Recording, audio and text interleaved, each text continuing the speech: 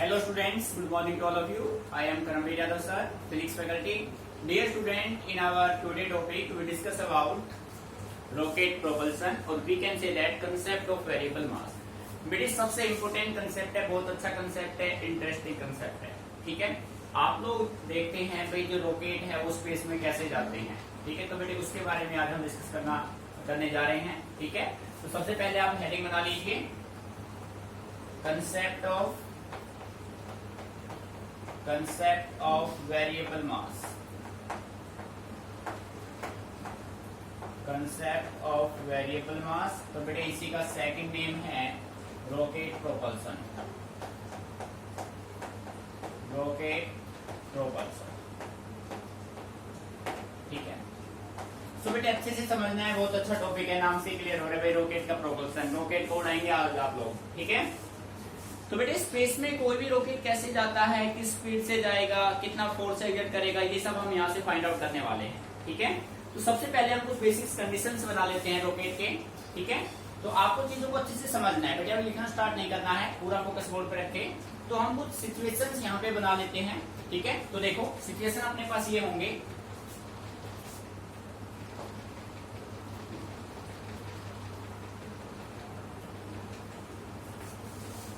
बेटे अच्छे से उत्तर करना है आप लोगों को.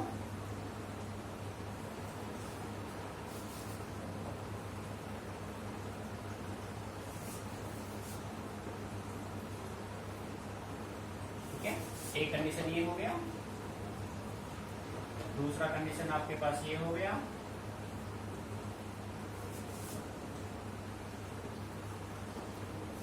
और थर्ड कंडीशन आपके पास ये हो गया. भाई तीन सिचुएशन आपने यहां से बना ली. ठीक है, अच्छे समझना है भाई. देखो बेटे,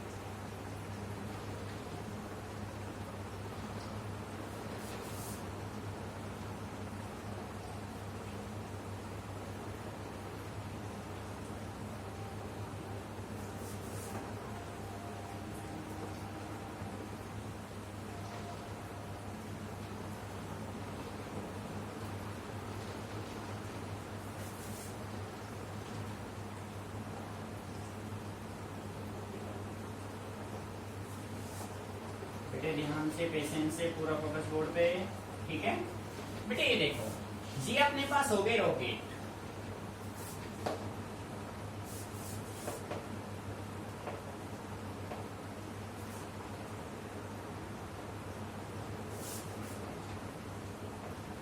ठीक है, ये हो गया अपने पास रॉकेट, और इसके लिए आपने तीन कंडीशंस बना लिए बेटे. ये है स्टैंड, ये क्या है, स्टैंड है रॉकेट के. ठीक है, रॉकेट को प्रोपल्सन करना देखा होगा आपने, कोई भी मिसाइल जो लॉन्च हम करते हैं, रॉकेट को लॉन्च करते हैं, तो इस कंडीशन में मेंटेन होता है. तो बेटे ये जो रॉकेट है ना, ये कंप्लीटली किससे फिल किया हुआ है, फ्यूल भरा हुआ है इसके अंदर completely. Am not mass of the rocket including that of fuel. जो ये रॉकेट है इसका टोटल रॉकेट का भी वेट आ लिया, और उसमें जो फ्यूल है उसका भी मास आ गया, वो है अपना एम नॉट, और इसका जो वेलोसिटी है वो है V naught. V naught of the velocity of the rocket. V naught is the velocity of the rocket. ठीक है, अब बेटे ये जो रॉकेट है, अब इस कंडीशन में टाइम की वैल्यू कितनी है, 0 है. टाइम कितना है, 0. जब टाइम की वैल्यू 0 है तो रॉकेट किस पे है, रेस्ट पे. आप कह सकते हैं, बात समझ आ रही है. अब हम ऐसा करते हैं, हम मान लेते हैं कि रॉकेट रेस्ट पे है. अब रॉकेट ने अपना जर्नी स्टार्ट किया. रॉकेट जैसे अपना जर्नी स्टार्ट करेगा बेटे, टाइम की वैल्यू t से क्या हो जाएगी, t इक्वल टू 0 से क्या हो जाएगा, t हो जाएगा. जैसे रॉकेट मोशन में आएगा तो बेटे इसका जो फ्यूल है वो इंक्रीज होगा, डिक्रीज. तो हम कहेंगे इसका जो फ्यूल है वो अब क्या होगा, वो डिक्रीज होगा. कंप्लीट फिल था, अब इसका जो फ्यूल हो गया वो बेटे हो गया, अब मान लो यहाँ तक है, अब इसका मास हो गया m, और वेलोसिटी इसने एक्वायर किया v. ठीक है, नहीं समझ में आ रहा है यहाँ तक कोई प्रॉब्लम. अब बेटे ये जो रॉकेट है ये कॉन्टिन्यूअस मोशन में चल रहा है. कॉन्टिन्यूअस मोशन में चल रहा है तो बेटे एक स्मॉल टाइम इंटरवल आप नोट कर लीजिए, t equal to dt for a, या मैं कह सकता हूँ t प्लस dt. भाई टाइम की वैल्यू तो इंक्रीज होती चली जाएगी. For a very small time dt, let us assume that the mass of the rocket. बेटे मास इसका डिक्रीज होता चला जाएगा. इसका मास हमने मान लिया dm, और इसका वेलोसिटी इंक्रीज हो गया v प्लस dv. यानी कि मास होगा डिक्रीज, m माइनस क्या हो जाएगा, dm. बेटे जैसे जैसे रॉकेट अपनी जर्नी कवर करता जाएगा, उसका जो मास है, उसका जो फ्यूल है, वो क्या होता जाएगा, डिक्रीज होता जाएगा, उसका स्पीड क्या होता जाएगा, इंक्रीज होता जाएगा। आपने ये तीन सिचुएशंस बना लिए, फर्स्ट, सेकेंड एंड थर्ड। ठीक है बेटे, रॉकेट रेस्ट पे है, रॉकेट मोशन में है, रॉकेट कंटिन्यूअस मोशन में चल रहा है, एक स्मॉल टाइम इंटरवल dt आपने नोट किया, dt टाइम में कितना फ्यूल बर्न हुआ, dm, t टाइम में कितना फ्यूल बर्न हुआ, m। मीनिंग समझ में आ रहा है, ये है माइनस का साइन। ठीक है, ये तीन सिचुएशन आपको बना लेनी है। अब एक एक बात को ध्यान से सुनना है आपको। देखिए बेटे, let the flight of the rocket is, let the flight of the rocket is vertically upward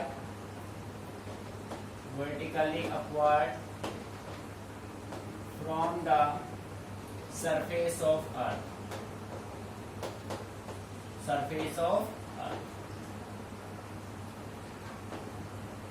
बेटे हम ऐसा मान लेते हैं कि जो अपना रॉकेट है ना, वो अर्थ के सरफेस से वर्टिकली अपवर्ड, ऊपर की तरफ जा रहा है, स्पेस की तरफ जा रहा है। ठीक है, अब देखो हमने ये माना हुआ है, बेटे ध्यान देना इस बात पे, suppose at t is equal to 0। जब बेटे टाइम की वैल्यू 0 है, समझना है ध्यान से, जब टाइम 0 है तो आप कह सकते हैं m not, mass of the rocket, mass of the rocket including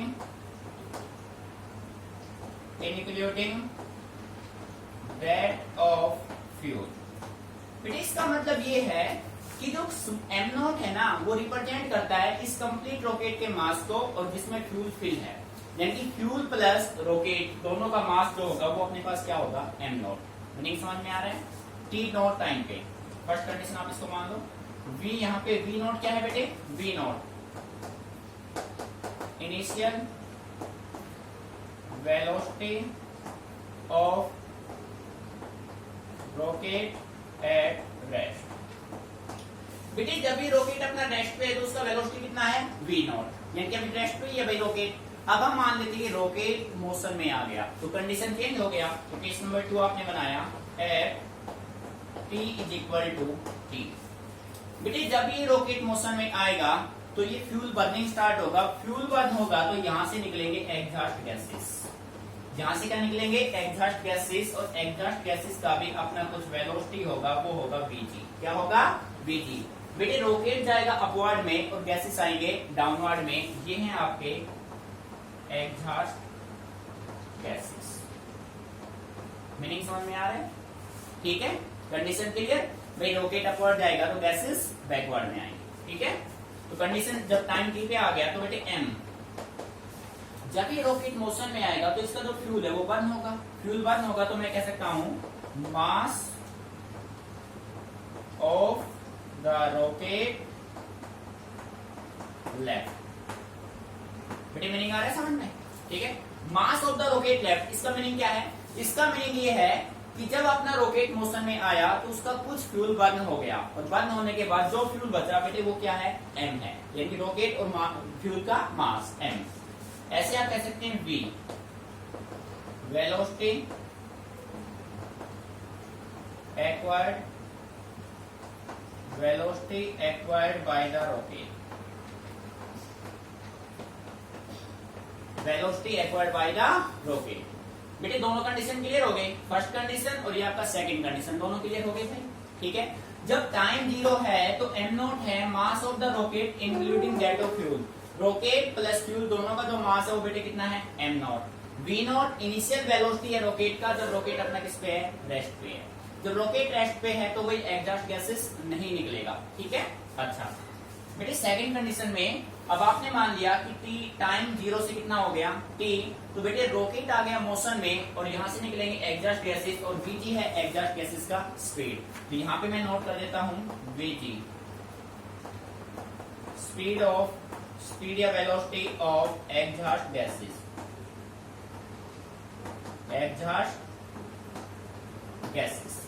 बेटे vg आपका हो जाएगा speed of exhaust gases. Meaning यहां तक क्लियर, ठीक है। अब आपने जो थर्ड कंडीशन है ये बेटे आपने कब बनाई? आप मान लीजिए आप रॉकेट में ट्रेवल कर रहे हैं, कॉन्टिन्यूअस रॉकेट में आप जा रहे हैं। अब आपने एक स्मॉल रॉकेट अपना मोशन में है, रॉकेट अपना मोशन में है, हमने भाई एक स्मॉल इंटरवल टाइम देखा और उस स्मॉल इंटरवल ऑफ टाइम को नाम किया dt। बेटे dt टाइम में कितना फ्यूल बर्न हुआ? dm। फ्यूल की वैल्यू डिक्रीज होगी, वेलोसिटी की वैल्यू इंक्रीज होगी। जैसे जैसे रॉकेट मोशन में चलता जाएगा टाइम इंक्रीज होगा, फ्यूल डिक्रीज होगा और वेलोसिटी इंक्रीज होगा। तो थर्ड कंडीशन आपने ये मेंटेन किया है बेटे, वहां पे जाओ at t is equal to dt। Time की वैल्यू कितना कर लिया? dt। तो बेटे dm अपने पास क्या होगा? Mass of fuel escape in time dt। यानी कि dt टाइम में कितना फ्यूल हमारा बर्न हुआ है उसको रिप्रेजेंट कर रहा है dm। ठीक है। और बेटे ऐसे मैं कह सकता हूं v जो होगा v dv अपना होगा small increase in velocity of rocket. बेटे आ रहा है नहीं समझ में? ये तीन सिचुएशन अपने माइंड में सेट कर लेना, रटने की कोशिश मत करना गलती से भी, प्रैक्टिकली चीजों को समझिए। जब बेटे थर्ड सिचुएशन में आपने देखा फ्यूल और भी कम हो गया, ये है वेलोसिटी ऑफ एग्जॉस्ट गैसेस। ठीक है, vg। बात समझ आ रही है? मीनिंग आ रहा है समझ में भाई? फ्यूल देखो बेटे मैक्सिमम कम हो गया और भी कम हो गया, और जैसे जैसे आप मोशन में चलते जाएंगे फ्यूल और कम होता चला जाएगा। ठीक है, तो ये तीन कंडीशन, थ्री सिचुएशंस आपने बनाए हैं, time 0, time t plus dt। Fuel आपका डिक्रीज होगा, वेलोसिटी इंक्रीज होगा, टाइम आपका इंक्रीज होगा। ठीक है बेटे, इन तीनों बेसिक्स कंडीशन को अच्छे से एक बार समझ लीजिए, उसके बाद इसको कंप्लीट सॉल्व करते हैं। Note it down carefully, if any problem then ask me. ठीक है,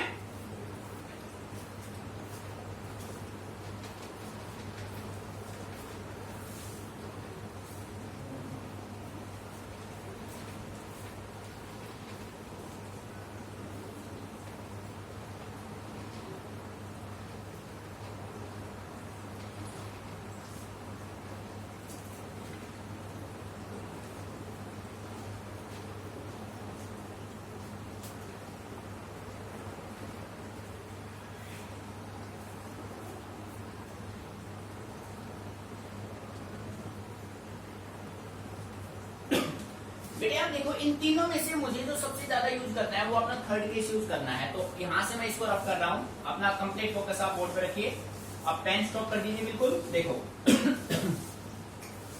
बेटे मेन केस थर्ड कंडीशन को आपको फॉलो करना है। देखो भाई अब यहाँ पे मैं अप्लाई कर देता हूँ, इसको मैं रफ कर देता हूँ।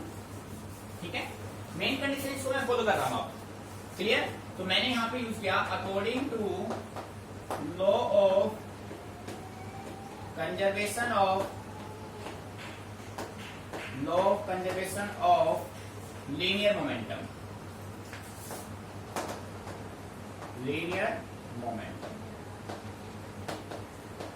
बेटे law of conservation of linear momentum आप ऑलरेडी स्टडी कर चुके हैं।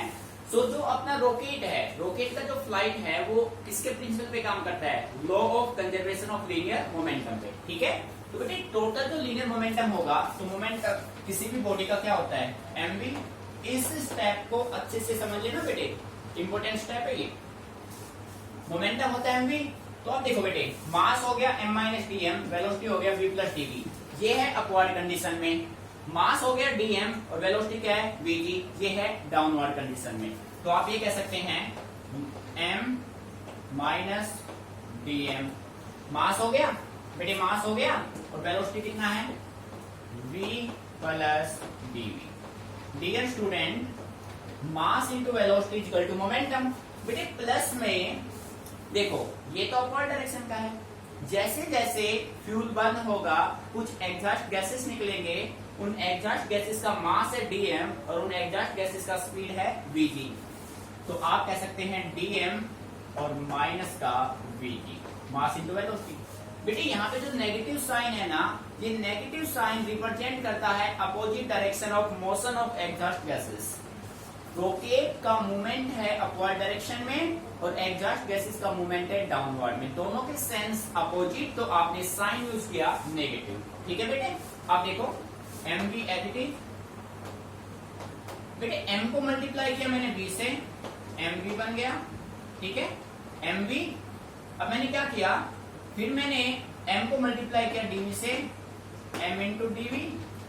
बेटे डीएम को कीजिए बी से, माइनस का डीएम इंटू बी और माइनस का डीएम डीवी। बेटे यहां तक की प्रॉब्लम क्लियर हो गई। माइनस का साइन डीएम वीजी। बेटे यहां तक किसी बच्चे को कोई प्रॉब्लम, मीनिंग अच्छे से क्लियर। भाई नेट मोमेंटम इसके बराबर हो गया। अब बेटे देखो मैं इसको इस साइड ले आता हूं, ये इस साइड आके क्या हो जाएगा, कैंसिल आउट हो जाएगा, ठीक है।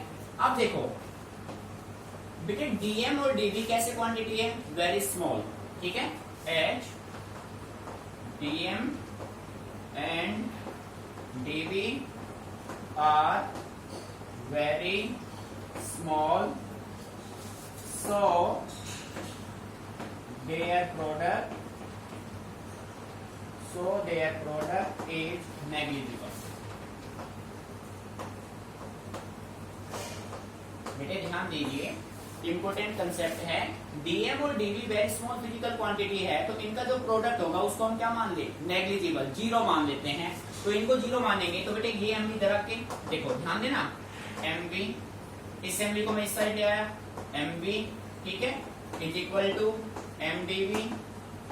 बेटे ध्यान देना ढंग से, एम डी वी माइनस का डी एम वी और इसकी वैल्यू क्या हो गई, जीरो, माइनस का डी एम वी जी। किसी बच्चे को यहां तक कोई प्रॉब्लम, मीनिंग अच्छे से क्लियर। अब बेटे मैंने क्या किया, मैं ऐसा कर लेता हूं, ये तो जीरो हो गया, zero is equal to m d v. अब देखो इन दोनों में से माइनस का साइन कॉमन क्या रहा है, डीएम, और बेटे यहाँ पे क्या बचेगा, v plus vg, v plus vg. इसको मैं इससे ले आऊं तो मैं कह सकता हूं एम डीवी इसके बराबर होगा डीएम v प्लस वीजी के इक्वल होगा। बेटे इस पॉइंट तक किसी बच्चे को कोई भी प्रॉब्लम है तो पूछ लो आराम से, ठीक है, मीनिंग अच्छे समझ में आ रहा है। देख लो भाई, बेटे मैंने ये कैंसिल आउट हो गया, इसको यहां लेके आया, प्लस का हो गया, ये आपका इक्वेशन बन गया, मान लीजिए इक्वेशन फर्स्ट। मीनिंग यहां तक क्लियर।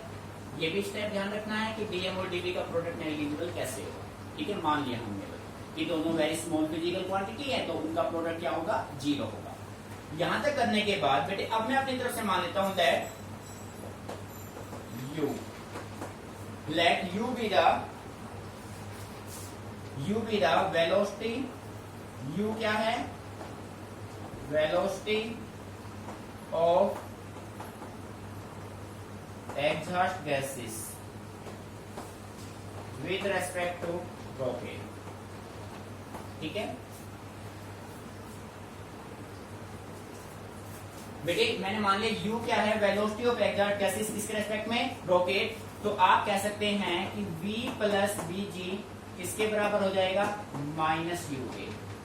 अब बेटे देखो माइनस यू क्यों हुआ, here negative sign, here negative sign show opposite direction of motion. किसका, रॉकेट एंड गैसेस। बेटे रॉकेट अपवर्ड में है, गैसेस डाउनवर्ड में, दोनों के सेंस अपोजिट, तो साइन क्या आ गया, नेगेटिव। इसको पुट कर दीजिए इक्वेशन फर्स्ट में, पुट इन इक्वेशन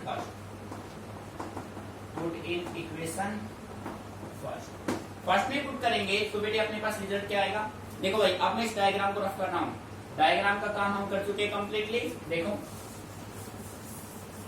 बेटे कंप्लीट फोकस बोर्ड पे, यहां से आप वैल्यू पुट कीजिए m dv as it is, m dv is equal to dm as it is into में क्या हो जाएगा यू, तो बेटे माइनस का डीएम इंटू क्या हो गया यू। मीनिंग आ रहा है समझ में।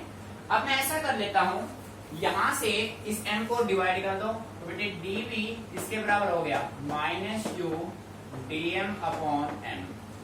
कुछ आया समझ में, dv as it is, m इस साइड जाके डिवाइड में चला जाएगा और बेटे इसको मैंने मान लिया इक्वेशन सेकंड। काफी इंपोर्टेंट है, यूज होगा भाई।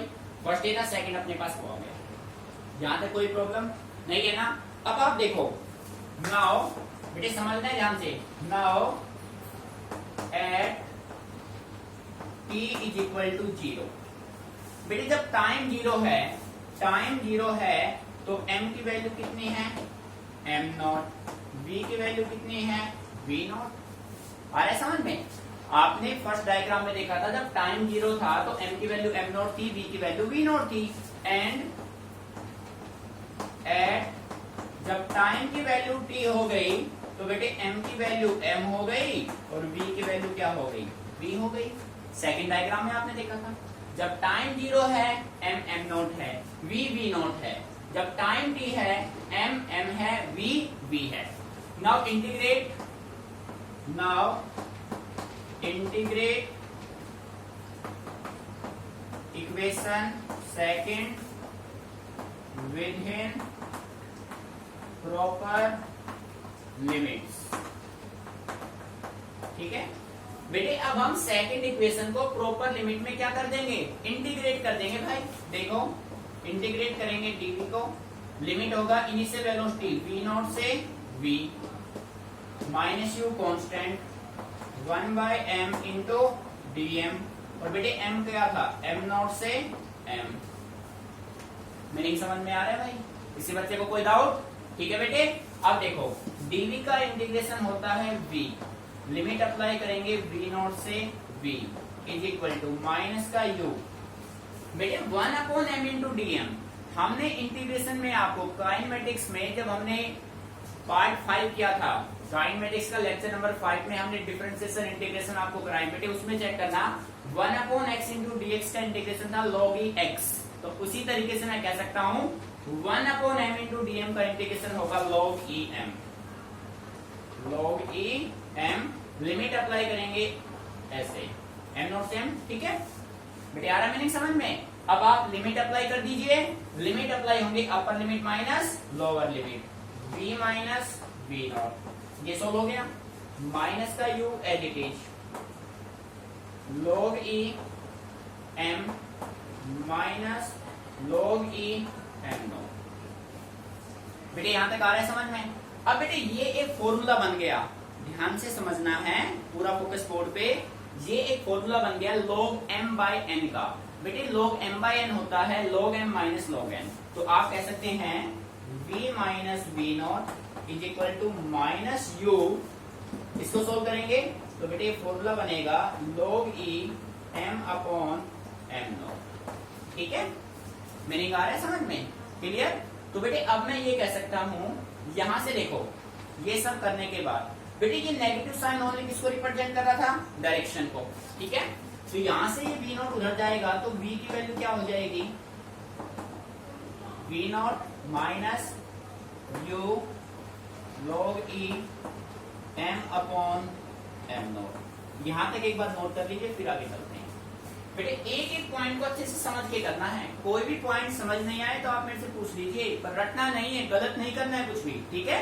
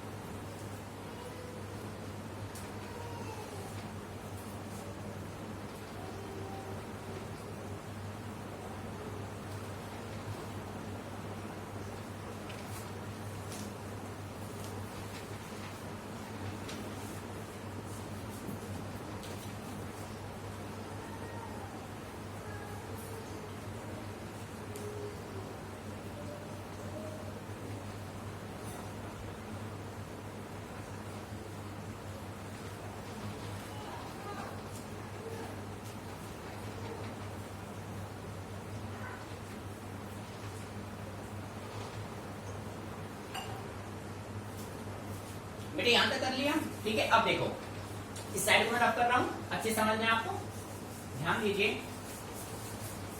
बेटे यहाँ पे है ना अपना प्लस भी आ सकता है, ये नेगेटिव साइन ओनली डायरेक्शन के लिए था। ठीक है, तो अब देखो मैं आपसे ये कह सकता हूं जनरली जनरली द इनिशियल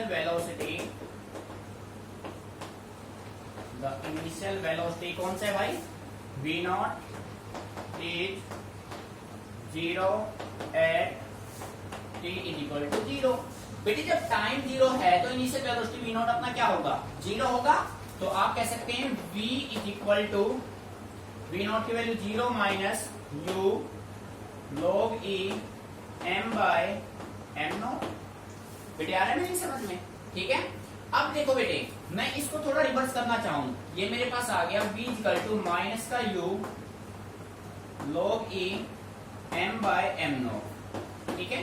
बेटे मैं इस यहां से माइनस कॉमन लूं, अब समझना ध्यान से, मैंने क्या किया, इस m नॉट को मैंने आपका रख लिया, तो आपका रखूंगा तो नेगेटिव कॉमन लेना पड़ेगा, तो आप कह सकते हो प्लस का u log e m not by क्या हो जाएगा m। बेटे आ रहा है मेरी समझ में। और न्यूमेरिकल के लिए जब आप इस log e को बेस जो 10 होता है log का में कन्वर्ट करेंगे तो बेटे v आएगा 2.303 log, यहाँ पे अब क्या हो जाएगा 10 m नॉट बाय क्या होगा m। This is your result for velocity. बेटे आ रहा है मैंने समझ में, एक बार फिर देख लो बेटे। Generally initial velocity v not 0 होगा, कब होगा, जब टाइम की वैल्यू क्या है 0 है। तो v इक्वल टू 0 माइनस ये हो गया। अब मैंने यहां से माइनस कॉमन लिया, बेटे ये m ऊपर था, इसको मैं नीचे ले आया, नीचे लेके आऊंगा तो नेगेटिव नेगेटिव क्या हो जाएंगे पॉजिटिव। कोई बच्चा ये कहे सर यहाँ तो नेगेटिव है यहाँ पॉजिटिव क्यों कर दिया, तो बेटे ध्यान से देखो, यहाँ m ऊपर था, यहाँ m नॉट ऊपर है, यहाँ से नेगेटिव आपने कॉमन ले लिया, ठीक है।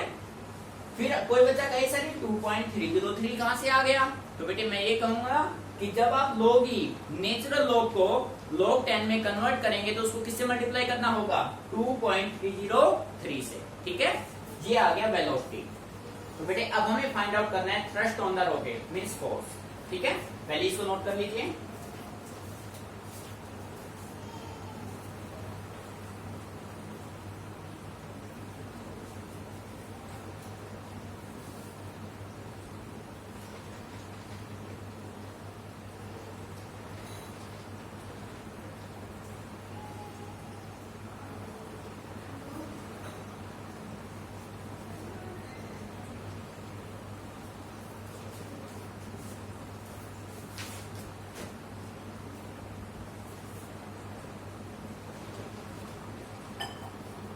बेटे मैं इसको रख कर रहा हूं, ठीक है। अब इसी में मुझे फाइंड आउट करना है थ्रस्ट ऑन द रॉकेट। बेटे किसी भी रॉकेट को अपवर्ड जाने के लिए कुछ फोर्स का रिक्वायरमेंट होता है। Without any force the rocket does not move upward. जिस फोर्स से कोई भी रॉकेट अपवर्ड जाएगा that is said to be thrust, ठीक है। तो हेडिंग अपना नेक्स्ट बनेगा थ्रस्ट ऑन द रॉकेट या of the rocket, thrust of the rocket, ठीक है। बात समझ आ रही है। अलग से पूछा जाएगा आपसे इसी में, ये कंप्लीट क्वेश्चन तभी होगा आपका। दो चीजें निकालनी है, एक थ्रस्ट दूसरा वेलोसिटी। वेलोसिटी निकाल लिया, आप निकालेंगे थ्रस्ट। तो मैं कह सकता हूं it is the total force with which the rocket move upward. बेटे जिस फोर्स से कोई भी रॉकेट अपवर्ड जाएगा वो क्या होगा थ्रस्ट होगा। It is the total force with which the rocket move upward. अब देखो भाई, इसके लिए हम रिजल्ट बनाते हैं from equation second we have. बेटे सेकेंड इक्वेशन सोल्व कर रखा है ना, तो अपने पास क्या था dv is equal to minus u dm by m, ये था ना। अरे हाँ या ना, सेकेंड इक्वेशन ये था। Now divide by dt on both side. बेटे समझना ध्यान से, इस इक्वेशन को बोथ साइड किससे डिवाइड कर दो dt से। तो बेटे यहां पे मैंने रखा dv upon dt equal to minus u, ठीक है। और यहां से हम ये कह सकते हैं माइनस यू और बेटे इसको ऐसा कर लो, इस m को मैं यहां ले आता हूं, m को यहां ले आया मैं, ठीक है। dv बाई dt माइनस का u into dm upon dt। बेटे फिर देख लो, कभी कंफ्यूज मत हो जाना। dv को dt से डिवाइड किया, m को मैं इस साइड ले आया, m यहां पे आ गया, u at is dm upon dt। But dv upon dt बेटे किसके बराबर होता है? Acceleration m a minus u dm upon dt। बेटे velocity by time acceleration, and फिर लगा दो but mass into acceleration is equal to force, second law of motion. तो मैं कह सकता हूं force is equal to minus u dm upon m। This is your required result. बेटे ये होगा थ्रस्ट ऑन द रॉकेट, ठीक है। Note it down carefully.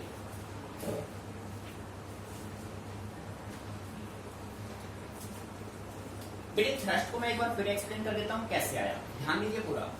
भाई हमें निकालना था थ्रस्ट ऑफ द रॉकेट। बेटे थ्रस्ट का मीनिंग होता है total effect of force with which the rocket move upward. जिस फोर्स से कोई भी रॉकेट अपवर्ड जाता है वो क्या कहलाता है बेटे? थ्रस्ट ऑफ द रॉकेट, ठीक है। आपने देखा सेकंड इक्वेशन आपका था dv is equal to minus u dm upon m। तो बेटे मैंने यहाँ पे लिखा dv is equal to minus u dm upon m। इस m को मैं यहाँ ले आया, m को मैं यहाँ ले आया और मैंने इस इक्वेशन को डिवाइड किया किससे? dt से। dv को डिवाइड किया dt से, u as it is, dm को डिवाइड किया dt से, और m कहाँ गया? ये m यहाँ मल्टीप्लाई में आ गया बेटे। बेटे dv अपॉन dt अपना क्या होता है? एक्सेलरेशन। आपने यहाँ पे रखा m a equal to minus u dm upon dt।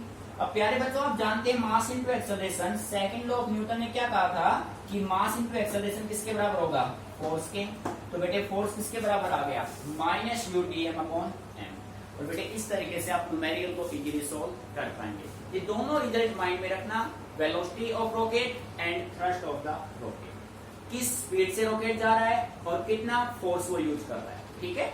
अच्छे से कीजिए, टॉपिक काफी इंपोर्टेंट है। फिर भी कोई प्रॉब्लम आए तो आप मेरे से डिस्कस कीजिए, रटना नहीं है, समझना है, ठीक है बेटे। अच्छे से इसको प्रैक्टिस कीजिए। अगर आप इसको प्रैक्टिस नहीं करेंगे तो बेटे मैं कहूंगा आपको चीजें समझ में ढंग से नहीं आएगी, ठीक है।